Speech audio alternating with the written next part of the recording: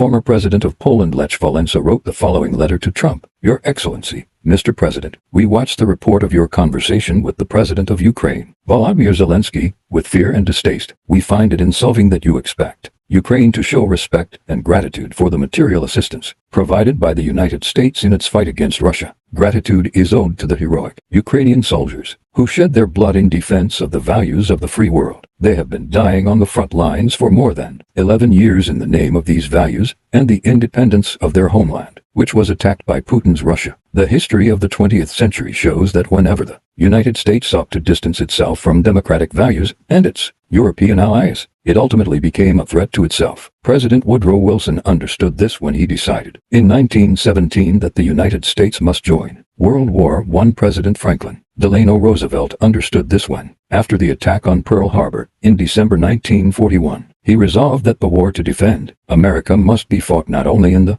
Pacific but also in Europe, in alliance with the nations under attack by the Third Reich. We remember that without President Ronald Reagan and America's financial commitment, the collapse of the Soviet Empire would not have been possible. President Reagan recognized that millions of enslaved people suffered in Soviet Russia and the countries it had subjugated, including thousands of political prisoners who paid for their defense of democratic values with their freedom. His greatness lay, among other things, in his unwavering decision to call the USSR an empire of evil and to fight it decisively. We won, and today, the statue of President Ronald Reagan stands in Warsaw, facing the U.S. Embassy. We call on the United States to uphold the guarantees made alongside Great Britain in the 1994 Budapest Memorandum, which established a direct obligation to defend Ukraine's territorial integrity in exchange for its relinquishment of nuclear weapons. These guarantees are unconditional. There is no mention of treating such assistance as an economic transaction. Signed, Lech Walesa, former political prisoner, President of Poland.